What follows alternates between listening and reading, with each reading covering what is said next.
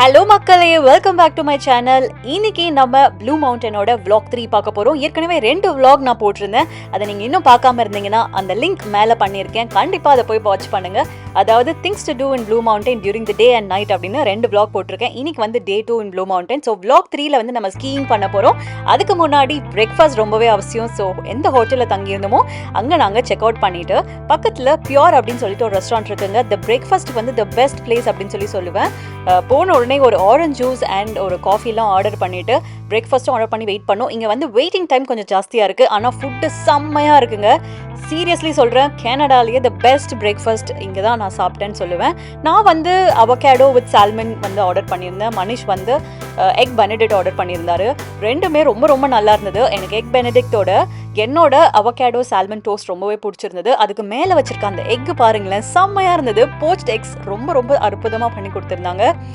So breakfast சாப்பிட்டுட்டு நாங்கள் நேற்று வந்திருந்த அதே ஸ்கீயிங் லாட்ஜுக்கு தான் இப்போ திருப்பி வந்தோம். இன்றைக்கி பாருங்களேன், கூட்டம் எவ்வளோ கம்மியாக இருக்குது. ஸோ நேற்று வந்து ஹாலிடேன்றனால அந்த லாட்ஜ் ஃபுல்லாக அவ்வளோ கூட்டம் இருந்தது. இன்றைக்கி வந்து ஹாலிடே கிடையாது, அதனால் வந்து எல்லோரும் திரும்பி போயிட்டாங்க போல். பட் ஹவவர் எங்களுக்கு வந்து கொஞ்சம் ஃப்ரீயாக இருந்துச்சு. ரொம்ப நேரம் க்யூவில் நிற்க தேவையில்லை, நேராக போகணும். நேற்றே நாங்கள் வாங்கியிருந்த கார்டை காமிச்சோம். எங்களோட ஸ்கீயிங் ரெண்டல்ஸ், அதாவது இந்த ஷூஸ் இருக்குது பாருங்கள், அது வந்து நீங்கள் அந்த பாஸ் வாங்கிட்டீங்க அப்படின்னா அதிலே அதெல்லாம் இன்க்ளூடடாக இருந்தது. ஒருவேளை நீங்கள் அந்த பாஸ் எடுக்கல, வெறும் உங்களுக்கு ஸ்கீயிங் ஷூஸ் மட்டும் தான் வேணும்னா அதுவுமே தனியாக போயிட்டு நீங்கள் பே பண்ணி வாங்குற மாதிரி இருக்கும். இது எல்லாமே ரெண்டல்ஸ் தான், ஆனால் செம்ம ஹெவியாக இருந்ததுங்க. ஸோ இப்போ வந்து ஓகே, நம்ம வச்சுருக்க இந்த வாலெட் அதெல்லாம் எங்கே வைக்கிறது அப்படின்னு பார்த்தா அங்கேயே வந்து ஒரு லாக்கர் இருந்தது. பட் அந்த லாக்கர் வந்து ஃபர்ஸ்ட் இன் ஃபர்ஸ்ட் அவுட் தான். ஸோ உங்களோட ஃபோன்ஸ் அண்ட் என்னெல்லாம் உள்ளே வைக்கணுமோ நீங்கள் வச்சிடலாம். நாங்கள் ஃபோன்லாம் எடுத்துக்கிட்டோம், பட் மற்றபடி ஹேண்ட்பேக்ஸ்லாம் அதில் போட்டுட்டோம். அண்ட் அவங்க கொடுத்துருக்க இந்த ஸ்கீயிங் ஷூஸ் வந்து அங்கேயே வந்து உங்களுக்கு ஹெல்ப் பண்ணுவாங்க எப்படி போடணுன்றது. அங்கே வந்து அந்த டிவிலெலாம் ஓடிட்டுருக்கோம், அந்த மானிட்டர் பார்த்து நம்ம தெரிஞ்சுக்கலாம். அப்படி இல்லைனாலும் அங்கே இருக்கவங்க கிட்ட அசிஸ்டன்ஸ் கிட்ட கேட்டிங்கன்னா அவங்க ஹெல்ப் பண்ணுவாங்க. பட் செம்ம ஹெவியாக இருந்ததுங்க.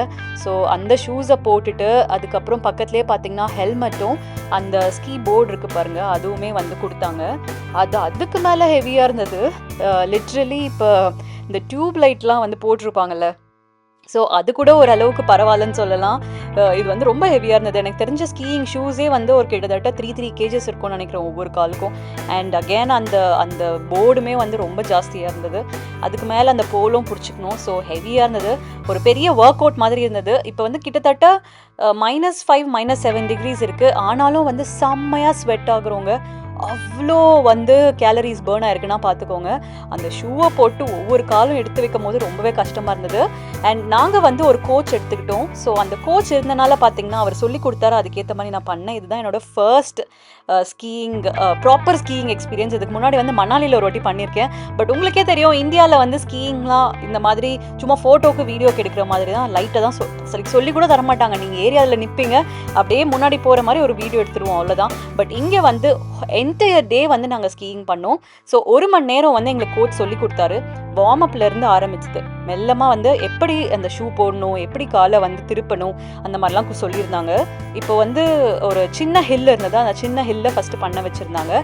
ஸோ அந்த போல்ஸ் வந்து ஸ்ட்ராப்லாம் கொடுத்துருப்பாங்க. ஸோ நம்ம வந்து ரொம்ப கேர்ஃபுல்லாக இருக்கணும். ஃபஸ்ட்டு எடுத்தோடனே ஸ்ட்ராப்பை வந்து கையில் மாட்டக்கூடாது. ஸோ எங்களுக்கு ஸ்ட்ராப் மாட்டணுமா மாட்டக்கூடாதுலாம் சொல்லி தரல. But towards the end of the day வந்து நாங்கள் அதெல்லாம் மாட்டக்கூடாது அப்படின்றத தெரிஞ்சுக்கிட்டோம். பிகாஸ் போல் எங்கேயாவது ஸ்ட்ரக் ஆனாலும் நம்ம கை வந்து எங்கேயும் மாட்டாமல் இருக்கும். ஸோ இங்கேயும் பார்த்தீங்கன்னா மனுஷும் பல தடவை கீழே விழுந்தார், நானும் பல தடவை யாருமே கீழே விழாதவங்க கிடையாது, எல்லாருமே கீழே விழுந்துட்டோம் ஆக்சுவலி. ஏன்னா புதுசு இல்லை இது.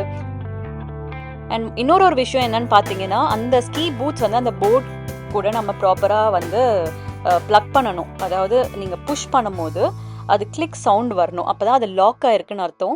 அது லாக் ஆகலை ப்ராப்பராக அப்படின்னா நம்ம கீழே விழும் போதோ இல்லை நீங்கள் ஸ்கீ பண்ணிகிட்டு இருக்கும் போதோ பூட்டு தனியாக அந்த ஸ்கீ போர்டு தனியாக போகிறதுக்கு நிறைய சான்சஸ் இருக்குது. எனக்கு மனிஷ்க்கு ப்ளஸ் அங்கே ஸ்கீ பண்ண நிறைய பேருக்கு எங்கள் கேங்கில் பார்த்திங்கன்னா எல்லாருக்குமே அந்த மாதிரி தனித்தனியாக போயிடுச்சு. ஸோ அதுக்கப்புறமா தான் ஆஸ் வி ப்ரோக்ரஸ் தான் எங்களுக்கு வந்து நிறைய விஷயம் நாங்கள் அதில் கற்றுக்கிட்டோம். ஸோ எப்படி வந்து அந்த ஸ்ட்ராப் கையில் போடக்கூடாதோ அந்த மாதிரி இந்த பூட்டுமே ப்ராப்பராக கிளிக் பண்ணியிருக்கணும், ப்ராப்பராக லாக் பண்ணியிருக்கணும் அப்படின்றது தெரிஞ்சுக்கிட்டோம். பட் என்ன தான் கோச் சொல்லி கொடுத்தாலும் ஒரு விஷயம் சொல்லி கொடுக்கலங்க, இந்த மாதிரி கீழே விழுந்துட்டா எப்படி எழுறதுன்றது சொல்லி கொடுக்கல அவர். நாங்களும் கேட்கல. நடுவில் வந்து எங்கள் கேங்கில் வந்து ஒருத்தருக்கு அன்ஃபார்ச்சுனேட்டாக ஒரு சின்ன ஆக்சிடெண்ட் நடந்தது. அதனால் நடுவில் நாங்கள் எல்லாருமே கொஞ்சம் நேரம் ஸ்டாப் பண்ணிவிட்டு யூனோ அதுக்கு ஹெல்ப் அசிஸ்டன்ஸ் எப்படியாவது எடுத்துகிட்டு வாங்க அப்படின்னு சொல்லிட்டு எங்கள் கோச்கிட்டையும் கேட்டுருந்தோம். ஸோ நாங்கள் எல்லாருமே லைட்டாக டிஸ்டர்ப்டாக இருந்தனால நாங்களும் ஆக்சுவலி கோச் அந்த பிளானில் இருந்து அதை சொல்லிக் கொடுக்க, பட் நாங்கள் வந்து நிறைய டைம் எடுத்துக்கல. பிகாஸ் கொஞ்சம் நாங்கள் வந்து அங்கே டீவியேட்டடாக இருந்தனால நாங்களும் கற்றுக்கல. ஸோ கோச்சையும் குறை சொல்ல முடியாது. பட் நீங்கள் வந்து கோச் எடுத்து கற்றுக்க போகிறீங்க அப்படின்னா கீழே இந்த மாதிரி விழுந்தால் எப்படி எழுதுன்னு கற்றுக்கோங்க. பிகாஸ் நாங்கள் யாருமே அதை கற்றுக்காதனால ஒவ்வொரு தடவையும் நாங்கள் கீழே விழும்போது திருப்பி எழணும் அப்படின்னா அந்த பூட்டே கழட்டிட்டு, அதாவது அந்த பூட்டையும் அந்த போர்ட்லேருந்து ஃபுல்லாக ரிமூவ் பண்ணிவிட்டு அதுக்கப்புறமா எழுந்து நின்று அதுக்கப்புறம் திருப்பி போடுற மாதிரி ஆயிடுச்சு. So actually that's not the right way to do. But அப்போதைக்கு நாங்கள் என்ன பண்ணுறது தெரியல. அதே மாதிரி இங்கே பார்த்தீங்கன்னா ஒரு லேடி பார்த்தீங்கன்னா இந்த மாதிரி இப்படி போயிட்டுருக்காங்க மேலே. ஸோ நீங்கள் மேலே ஒரு ஹில்லோட மேலே போகணும், நடந்து போகணும் அப்படின்னா அந்த மாதிரி சைட் வேஸாக நீங்கள் நடந்து போகணும். போர்டோடு இருக்கீங்க அப்படின்னா சைட் வேஸாக நீங்கள் நடந்து போகணும். அப்போ தான் உங்களால் வந்து அது மேலே போக முடியும். நீங்கள் அப்படியே போனீங்க அப்படின்னா கீழே தான் வந்து திருப்பி நீங்கள் கொஞ்சம் அப்படியே சறுக்கிட்டு வருவீங்க. அதனால் எப்போ அப் ஹில் நீங்கள் போனாலும் நீங்கள் சைட் வேஸாக நடந்து போகணும் இந்த பிளேட்ஸ் போட்டுட்டு. அண்ட் ஒவ்வொரு தடவையும் நாங்கள் ஸ்டார்டிங்கில் வரும்போது பார்த்தீங்கன்னா, ஏன்னா கோச் சொல்லி கொடுத்துட்டு போனதுக்கப்புறம் இந்த குட்டி ஹில்ல தான் நாங்கள் ப்ராக்டிஸ் பண்ணிகிட்டு இருந்தோம். ஸோ அவர் என்ன சொன்னார்னா, அந்த சின்ன பை மாதிரி பண்ணுங்கள், அதாவது சின்னதாக பிரமிட் அந்த ட்ரையாங்கல் இருக்கும்ல, அந்த மாதிரி சின்ன ட்ரையாங்கல் மாதிரி வைங்க, வச்சுட்டு நீங்கள் போங்க. அதுக்கப்புறம் எங்கேயாவது ஸ்டாப் பண்ணோன்னா ஃபுல்லாக அந்த ட்ரையாங்கலை பெருசாக்குங்க, ஸ்டாப் ஆயிரும் அப்படின்னு சொல்லி சொன்னார். அதே மாதிரி இந்த ஹில்லேருந்து வரும்போது லைட்டாக இப்போ இதுவே பார்த்தீங்கன்னா நான் லெஃப்ட் சைடில் ரைட்டாக ப்ரெஷர் போட்ட உடனே என்ன ஆச்சுன்னா கம்ப்ளீட்டாக அப்படியே நான் வந்து லெஃப்ட் சைட் மூவ் ஆகிட்டேன். சாரி, அப்படியே ஆப்போசிட் டைரெக்ஷனில் நீங்கள் போடுவீங்க. ஸோ ரைட் நீயை வந்து நீங்கள் டுவர்ட்ஸ் லெஃப்ட் பெண்ட் ஆகுறீங்க அப்படின்னா நீங்கள் லெஃப்ட் சைட் மூவ் ஆகுவீங்க.